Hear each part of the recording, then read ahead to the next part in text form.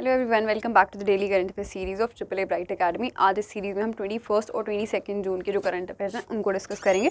But पहले हम देखते हैं कि जो क्वेश्चन मैंने लास्ट क्लास में आपसे पूछे थे। फर्स्ट क्वेश्चन मैंने पूछा था कि WTO के हेडक्वार्टर्स कहाँ पे हैं। जो वर्ल्ड ट्रेड ऑर्गेनाइजेशन है उसके हेडक्वार्टर्स जो हैं जेनेवा, स्विट्जरलैंड में है। ठीक है। सेकेंड क्वेश्चन पूछा था कि प्रधानमंत्री संग्रहालय, जो हमारे अभी तक के 14 प्राइम मिनिस्टर्स हैं उनके ऊपर बेस्ड एक म्यूज़ियम बना है, वो कहाँ पर इनॉग्रेट किया है PM मोदी ने, तो वो किया है 3 मूर्ति एस्टेट, न्यू दिल्ली में। ठीक है। थर्ड क्वेश्चन मैंने पूछा था कि कॉमनवेल्थ गेम्स 2022 का वेन्यू क्या रहने वाला है, तो वो बर्मिंघम, इंग्लैंड रहेगा। फोर्थ पूछा था नॉर्थ अटलांटिक ट्रीटी ऑर्गेनाइजेशन के हेडक्वार्टर्स कहाँ पर हैं, तो वो ब्रुसेल्स, बेल्जियम में है। ये आपके 4 क्वेश्चन थे। ठीक है, अब आज की न्यूज़ देखते हैं। फर्स्टली हम डिस्कस करेंगे इम्पोर्टेंस ऑफ द डे। 21 जून को वर्ल्ड म्यूज़िक डे सेलिब्रेट करते हैं हम। ठीक है, जिसमें म्यूज़िक की इम्पोर्टेंस और जो यंग म्यूजिशियंस हैं उनके टैलेंट को थोड़ा और हम लोग वो करते हैं, रिकग्नाइज़ करते हैं और उनको एक प्लेटफॉर्म प्रोवाइड करवाने के लिए इस डे को हम सेलिब्रेट करते हैं। थीम क्या है इस बार की? Music on the intersections. ये इस बार की थीम है वर्ल्ड म्यूज़िक डे की। World music day, international yoga day और वर्ल्ड हाइड्रोग्राफी डे, ये तीनों हम सेम डे पे ऑब्जर्व करते हैं। तो सेकंड जो ऑब्जर्व करते हैं हम क्या है? इंटरनेशनल डे ऑफ योगा, और ये आपके लिए काफ़ी इंपॉर्टेंट भी है। ये वैसे सबको याद होगा ही, हमने पिछली क्लास में भी डिस्कस किया था। इंटरनेशनल डे ऑफ योगा 21 जून को मनाया जाता है। थीम क्या थी इस बार की? Yoga for humanity. ठीक है, इसमें योगा की इम्पोर्टेंस क्या है उसके लिए और योगा करने के लिए सबको योगा करने के लिए प्रोत्साहित करने के लिए इस डे को हम ऑब्जर्व करते हैं। ठीक है, और 21 जून को एक और डे मनाया जाता है, वर्ल्ड हाइड्रोग्राफी डे। अब हाइड्रोग्राफी क्या होता है? हाइड्रोग्राफी होता है स्टडी ऑफ वाटर या वाटर बॉडीज़। जो वाटर बॉडीज़ होती हैं, ओशंस होती हैं, लेक्स होते हैं, उन सब की स्टडी करते हैं, उसको बोलते हैं हाइड्रोग्राफी। तो वर्ल्ड हाइड्रोग्राफी डे मनाया जाता है ताकि उस स्टडी से जितनी भी हमारे को हेल्प चाहिए वो हमें मिल सके। ठीक है, बहुत सारे डाटा ऐसे होते हैं जिधर हमारे को उन डाटा के लिए ये ऐसी सब चीज़ों की ज़रूरत पड़ती है, ऐसी स्टैटिस्टिक्स की ज़रूरत पड़ती है, तो उसके लिए ये डे हेल्पफुल रहता है। इस डे को सेलिब्रेट करते हैं। और थीम क्या थी इस बार की? Hydrography contributing to the United Nations ocean decade. ठीक है, और आज के दिन यानी 22 जून को मनाया जाता है world rain forest day. Rain forest की क्या इंपॉर्टेंस होती है हमारे पूरे इकोसिस्टम में, उसके लिए इस डे को सेलिब्रेट करते हैं। इस बार की थीम क्या है? The time is now. Okay, next देखते हैं अब। अच्छा, ये जो आपका वर्ल्ड योगा डे है, ये सबसे पहली बार कब मनाया है? 2015 में। इस बार 8th है, 15 है ये। इस बार 8th योगा डे हमने सेलिब्रेट किया है। ठीक है, नेक्स्ट आज का पहला क्वेश्चन देखते हैं। Which country hosted 8th meeting of the heads of borders services of Shanghai cooperation organisation, या SCO की बॉर्डर सर्विसेज के हेड्स की एक मीटिंग थी। तो वो मीटिंग किसने हेड की है, सॉरी किसने होस्ट की है, वो हमसे पूछा है। ये जो मीटिंग है ये इंडिया ने ही होस्ट की है। ठीक है, इंडिया ने होस्ट की है ये मीटिंग। 8th मीटिंग थी ये border services of SCO organisation की। इसकी डिटेल्स देखते हैं। इंडिया ने होस्ट की है न्यू दिल्ली में ये जो आपकी मीटिंग है, और इंडिया की तरफ से इंडिया को किसने रिप्रेजेंट किया है? जो बॉर्डर सिक्योरिटी फोर्स के DG हैं, BSF के DG हैं, पंकज कुमार सिंह, इन्होंने इंडिया को रिप्रेजेंट किया है इस मीटिंग में। और इसके साथ साथ 12th meeting of BRICS national security advisers भी हुई है। वो आपकी वर्चुअली ऑर्गेनाइज की गई है और उसको चेयर किया है यांग जीची ने। ये अलग है, ये अलग न्यूज़ है, बट ये क्योंकि इससे रिलेट करती है तो हमने ये भी साथ में लिया। ऐसी मीटिंग वगैरह जो भी वर्चुअल हो रही है हमने इसी पॉइंट में डिस्कस कर लिए। तो 12th मीटिंग हुई है ब्रिक्स की नेशनल सिक्योरिटी एडवाइजर्स की। ठीक है, ये यांग जीची ने चेयर की है, और इंडिया को किसने रिप्रेजेंट किया है इसमें? जो हमारे अजीत डोभाल हैं नेशनल सिक्योरिटी एडवाइज़र, उन्होंने इंडिया को रिप्रेजेंट किया है इसमें। ठीक है, और 14th ब्रिक्स समिट भी होने जा रहा है, वो कल ऑर्गेनाइज होने जाएगा। ठीक है, 23 जून को ऑर्गेनाइज हो रहा है बीजिंग, चाइना में, बट वर्चुअली हो रहा है। वहाँ पर फिजिकल अपीयर नहीं करना है किसी को भी।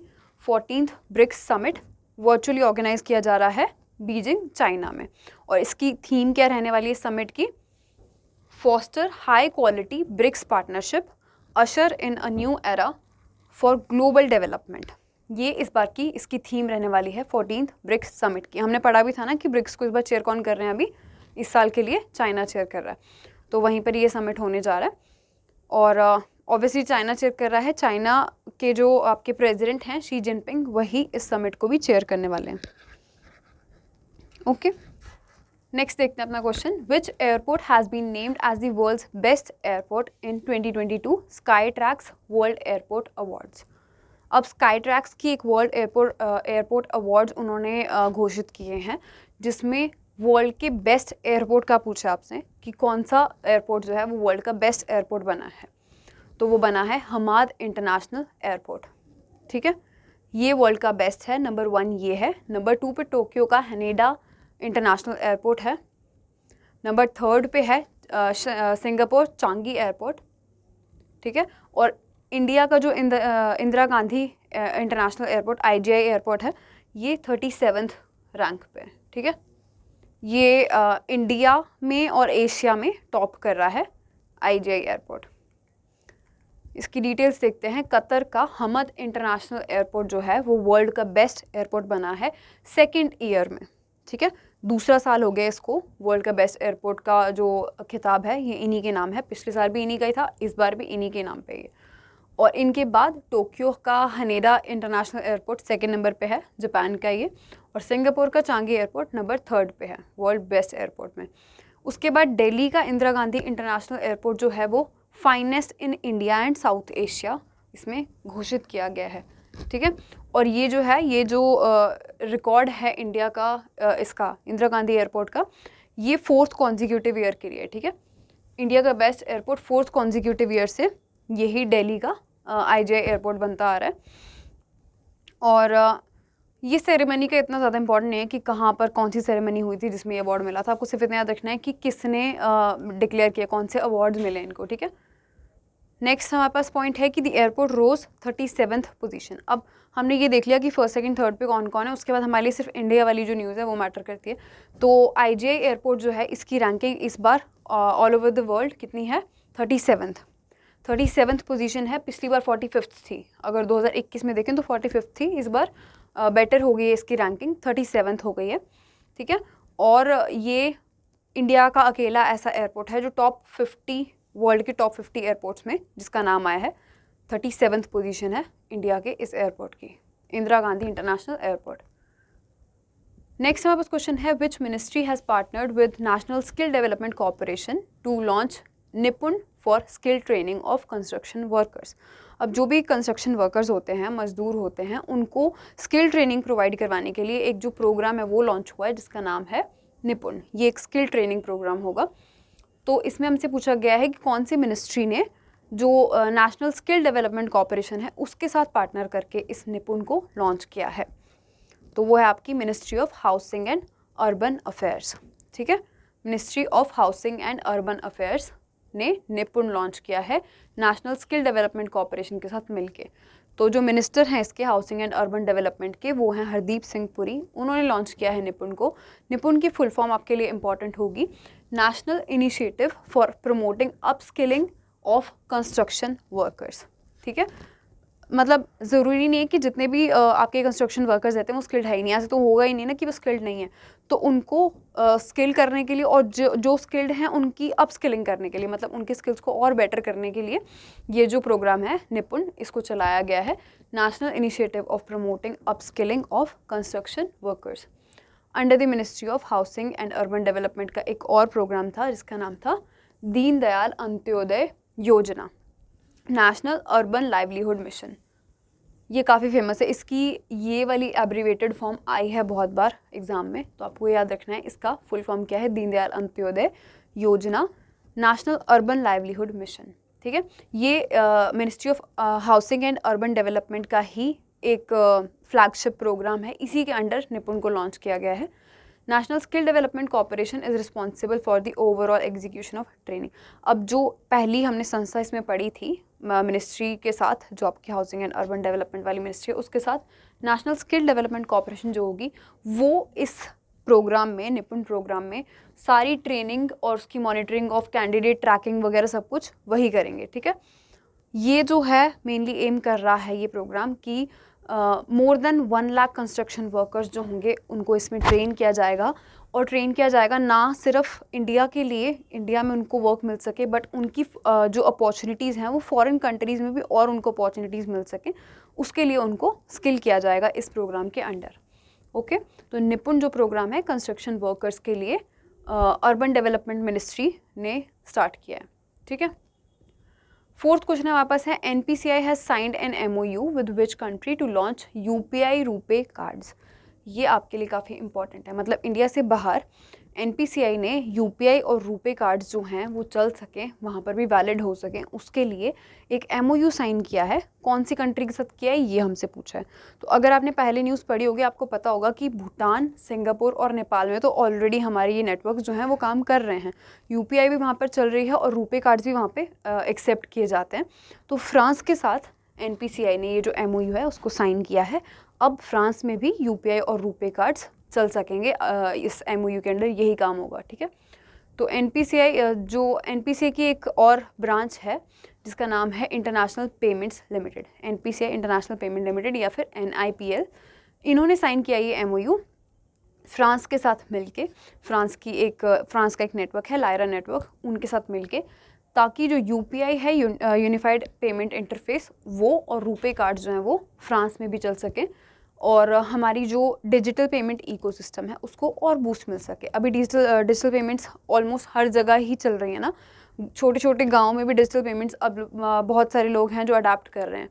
तो इसको यहाँ पर तो ये सब चल ही रहा है, रुपे और UPI चल ही रहा है हमारा, बट बाहर भी अगर हमारे कोई भी यहाँ के सिटीजन्स बाहर जा रहे हैं तो वो अपनी UPI के थ्रू या फिर रुपे कार्ड के थ्रू वहाँ पर भी परचेज कर सकें। उसके लिए ये जो स्टेप है इसको उठाया गया है। To expand UPI services NIPL is in talks with other countries as well. कौन कौन सी हैं वो कंट्रीज़? US, वेस्ट एशिया और यूरोप।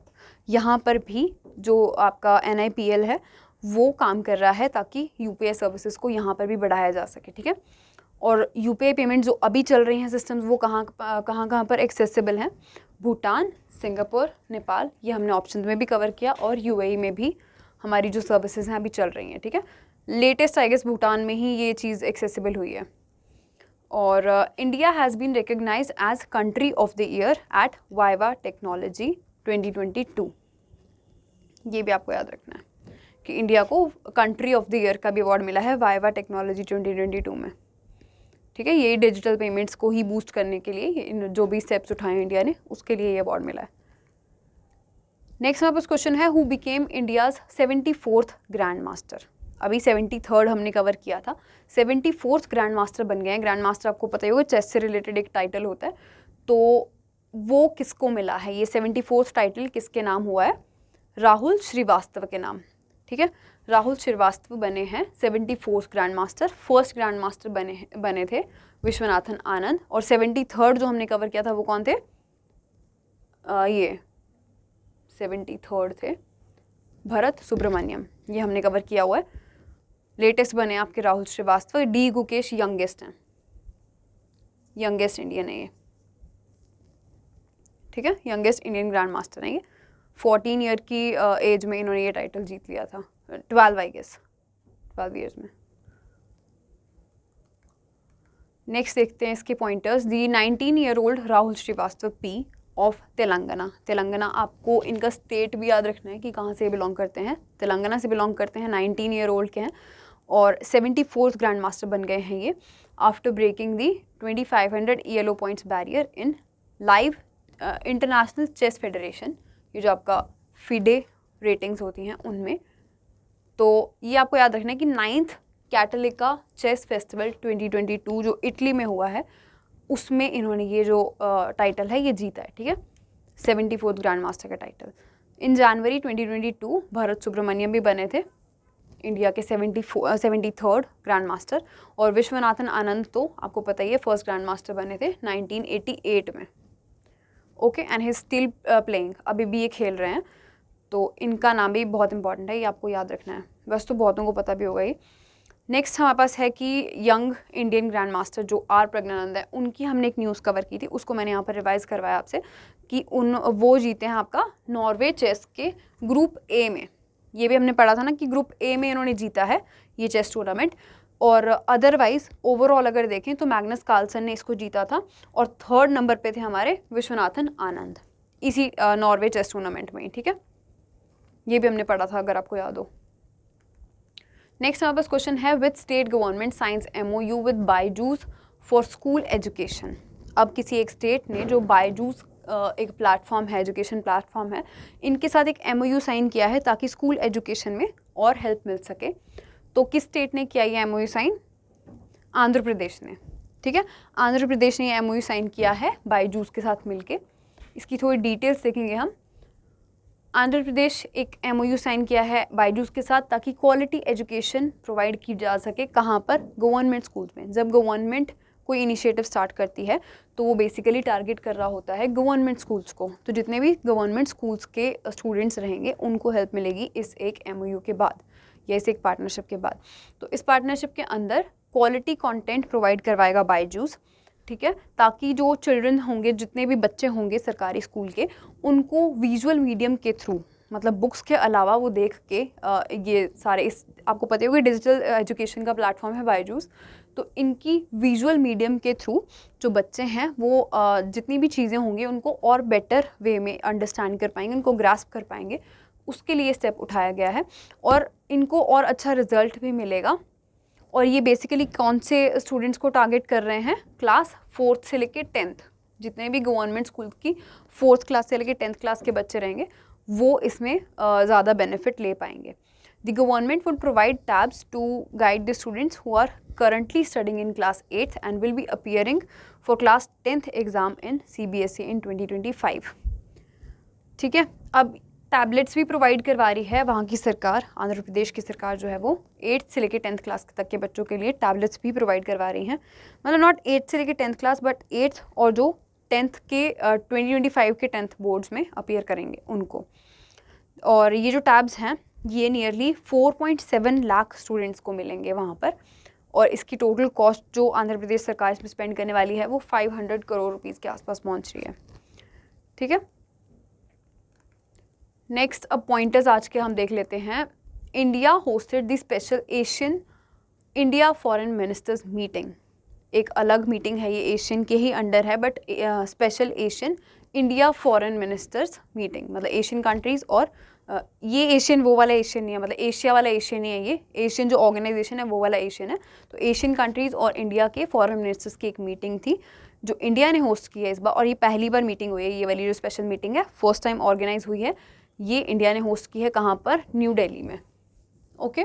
द मीटिंग वॉज को चेयर्ड बाय आपके जो हमारे एक्सटर्नल अफेयर मिनिस्टर हैं S जयशंकर, उन्होंने, और सिंगापुर के एक एक्सटर्नल अफेयर या फॉरेन मिनिस्टर कह सकते हैं विवियन बालाकृष्णन, इन्होंने मिलके इस इवेंट को, इस मीटिंग को को चेयर किया है, ठीक है। को चेयर अगेन वही होता है जहाँ 2 चेयरपर्सन हो, ठीक है।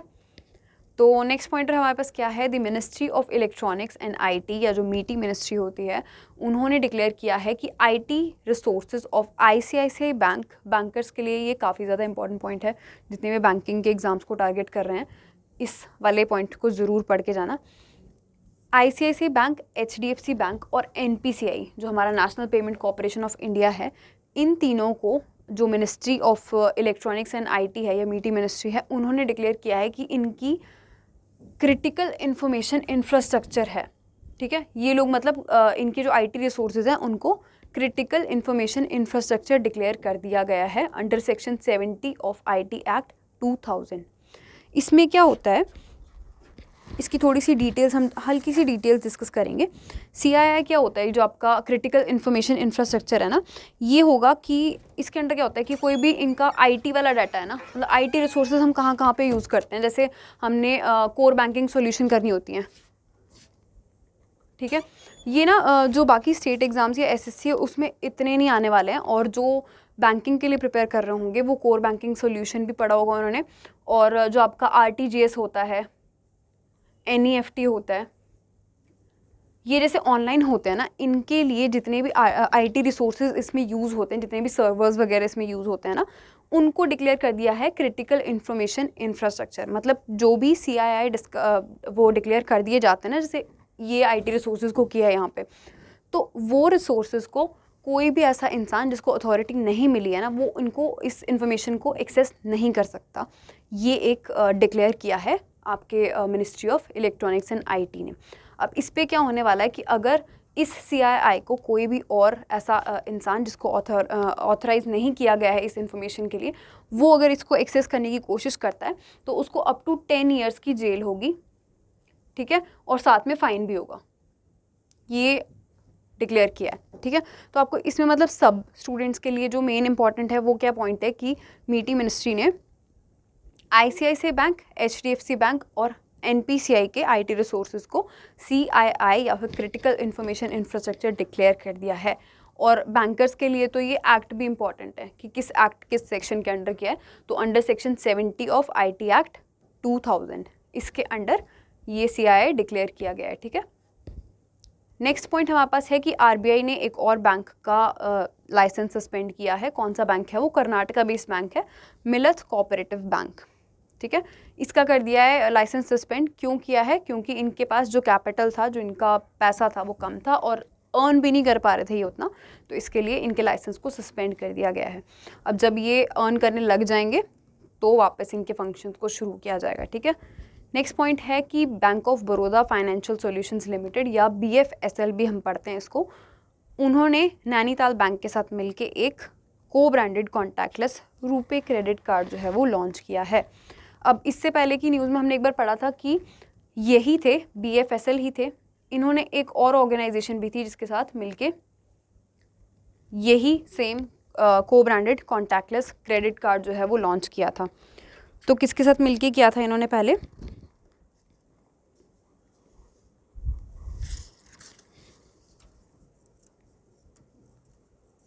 इन्होंने ना शायद HPCL के साथ मिलके किया था, मैं एक बार कंफर्म कर लेती हूँ।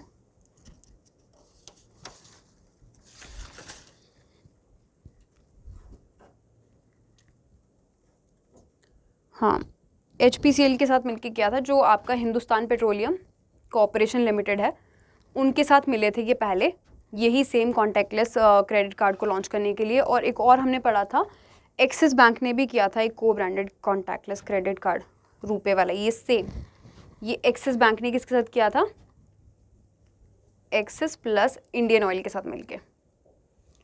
तो ये दोनों ऑयल कंपनीज हैं, इंडियन ऑयल वाली भी और HPCL भी। इंडियन ऑयल ने एक्सिस के साथ मिलके यही सेम क्रेडिट कार्ड लॉन्च किया था और बैंक ऑफ बड़ौदा की ही फाइनेंशियल सॉल्यूशंस ने HPCL के साथ मिलके यही सेम क्रेडिट कार्ड लॉन्च किया था। अब नैनीताल बैंक के साथ भी मिलके BOB ने ही ये क्रेडिट कार्ड लॉन्च किया है, ठीक है। तो ये रिवीजन पॉइंट है, याद रखना। नेक्स्ट हमारे पास पॉइंटर है आज का कि ministry of education has been awarded the UNESCO King Hamad bin Isa Al Khalifa prize for the use of IT या information and communication technology ICT in education under the Pradhanmantri eVidya scheme for the year 2021। अब ministry of education जो है उनको एक award मिला है। कौन सा अवार्ड है? UNESCO King Hamad bin Isa Al Khalifa price. ये जो प्राइज़ है ये मिला है इनको इसके लिए कि जो इंडियन गवर्नमेंट है या जो मिनिस्ट्री ऑफ एजुकेशन है इंडिया की, उन्होंने PM ई-विद्या स्कीम के अंडर IT और कम्युनिकेशन टेक्नोलॉजी वगैरह को इम्प्लीमेंट किया था इंडियन एजुकेशन में 2021 के दौरान। तो उसके लिए ये अवार्ड मिला है, ठीक है। और ये जो आपकी PM ई-विद्या स्कीम है ये कब लॉन्च हुई है ये आपने मुझे बताना है, ठीक है। PM ई-विद्या स्कीम कब लॉन्च हुई है, कब इंट्रोड्यूस की थी ये आपने मुझे बताना है। नेक्स्ट हमारे पास पॉइंट है कि IFA अवार्ड्स 2022 डिक्लेयर हुए हैं। तो इसमें जो मेन अवार्ड्स हैं वो आपके एग्ज़ाम पॉइंट ऑफ व्यू से भी इंपॉर्टेंट बनते हैं। तो एक बार वो देख लेते हैं कि बेस्ट डायरेक्टर का अवार्ड मिला है शेरशाह की मूवी के डायरेक्टर जो हैं विष्णुवर्धन उनको। बेस्ट एक्ट्रेस का अवार्ड मिला है कृति सेनन को फॉर हर मूवी मिमी। और बेस्ट एक्टर का अवार्ड मिला है विक्की कौशल को सरदार उधम के लिए, ठीक है। ये 3 आपको याद रखने हैं। बेस्ट मूवी का अवार्ड भी शेरशाह को ही मिला है, ओके। नेक्स्ट पॉइंट है Gustavo Petro becomes the new president of Colombia. उन्होंने सक्सीड किसको किया है? इवन मार्कस को। और फ्रांसिया मार्कस जो हैं वो वाइस प्रेसिडेंट बन गए हैं कोलंबिया की। And she is also the first Afro Colombian women president या women vice president of Colombia. ये इतनी डिटेल्स की हमारे को वैसे ज़रूरत नहीं है, बस आपको याद रखना है कि गुस्तावो पेट्रो जो हैं वो बन गए हैं प्रेसिडेंट ऑफ कोलंबिया और वाइस प्रेसिडेंट बन गए हैं फ्रांसिया मार्केस। ओके, नेक्स्ट हमारे पास पॉइंट है कि मयंक कुमार अग्रवाल जो डीजी हैं दूरदर्शन के, ठीक है, उनको एडिशनल चार्ज दे दिया गया है प्रसार भारती के सीईओ का। ठीक है, प्रसार भारती के सीईओ का एडिशनल चार्ज दे दिया गया। एडिशनल चार्ज जब मिलता है तो मतलब ये नहीं है कि इन्हीं को ही परमानेंटली अपॉइंट कर दिया गया as the CEO of Prasar Bharati. इनको उतने टाइम के लिए अपॉइंट किया गया है जब तक के लिए ये जो पोस्ट है इसको कोई और नहीं फुलफ़िल कर रहा है। ठीक है, मतलब फिल नहीं कर रहा है, इसको फिल नहीं कर रहा है कोई और तब तक के लिए। और इन्होंने सक्सीड किसको किया? इससे पहले कौन थे प्रसार भारती के सीईओ? शशि शेखर वेम्पति। शशि शेखर वेम्पति थे इससे पहले सीईओ ऑफ प्रसार भारती, उनको इन्होंने सक्सीड किया है। मयंक कुमार अग्रवाल अब डीजी हो गए हैं दूरदर्शन के भी और सीईओ बन गए हैं प्रसार भारती के भी। नेक्स्ट हमारे पास पॉइंट है कि India's Anahat Singh wins Asian junior squash title in under 15 category. She is the only Indian girl to win the US junior open in any category and the British junior open. तो आपको इसमें सिर्फ ये याद रखना है कि इंडिया की अनहत सिंह हैं, उनको अवार्ड मिला है कौन सा, उन्होंने कौन सा टाइटल जीता है? Asian junior squash title in under 15 category. Okay, next point है elimination of child labour week मनाया जा रहा है 12 से लेके 20 जून 2020 तक। अगला पॉइंट है पीयूष गोयल ने इनॉग्रेट किया है मैंगो फेस्टिवल इन बेल्जियम। जैसे आपको पता ही है इंडिया के जो मैंगोज़ हैं उनकी काफ़ी वेराइटीज़ हैं और वो बहुत फेमस हैं। काफ़ी सारी कंट्रीज़ में हम लोग जो मैंगो होते हैं उसको एक्सपोर्ट करते हैं, डिफरेंट टाइप्स ऑफ मैंगोज़ को। तो अब बेल्जियम में फॉर द फर्स्ट टाइम ये जो मैंगो फेस्टिवल है ये ऑर्गेनाइज़ किया गया है और इसको इनॉग्रेट किसने किया है? जो हमारे कॉमर्स मिनिस्टर हैं पीयूष गोयल, उन्होंने। ठीक है, अच्छा, नेक्स्ट पॉइंट हमारे पास क्या है कि मैक्स वर्स्टेपन ने एक और टाइटल जीत लिया है इस साल का, कैनेडियन ग्रैंड प्रिक्स 2022। इससे पहले कौन कौन से टाइटल जीते हैं उन्होंने?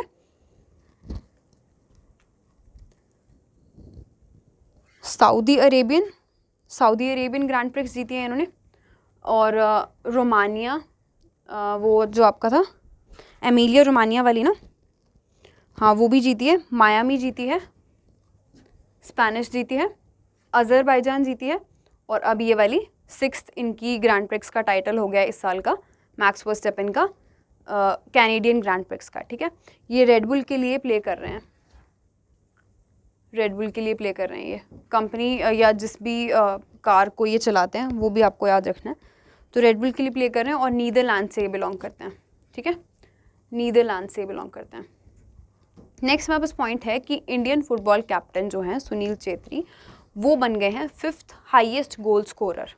ठीक है, 5th हाईएस्ट गोल स्कोरर ये है ओवरऑल वाला। अभी जो एक्टिव प्लेयर्स है उनमें से नहीं है, एक्टिव प्लेयर्स का हम नेक्स्ट लाइन में पढ़ेंगे, बट ये है 5th हाईएस्ट गोल स्कोरर बन गए हैं सुनील छेत्री। 84 इंटरनेशनल गोल्स उन्होंने स्कोर कर लिए हैं और वो इक्वल किसको कर रहे हैं? और मतलब ये जो 5th हाईएस्ट गोल स्कोरर वाला टाइटल है ये एक और इंसान के साथ ये शेयर कर रहे हैं, फेरेंक पस्कस के साथ। ये हंगरी से बिलोंग करते हैं, अब तो इनकी डेथ हो चुकी है, बट इनके साथ ये जो टाइटल है 5th हाईएस्ट गोल स्कोरर का ये शेयर कर रहे हैं। ठीक है, और अगर एक्टिव प्लेयर्स में देखें, एक्टिव प्लेयर्स वो हैं मतलब जो अभी भी खेल रहे हैं। ठीक है, उनके अकॉर्डिंग जो सुनील छेत्री हैं वो 3rd नंबर पे हैं।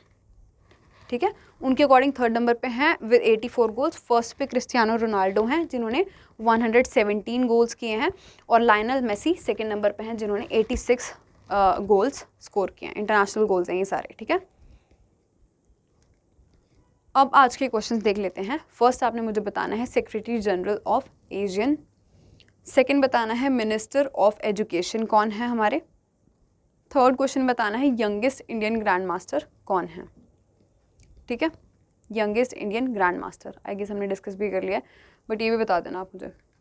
अब इनमें से किसी भी क्वेश्चन में, किसी पॉइंट में अगर आपको कोई डाउट लग रहा हो तो आप कमेंट सेक्शन में पूछ सकते हैं। मैं आपसे नेक्स्ट क्लास में मिलूंगी, तब तक के लिए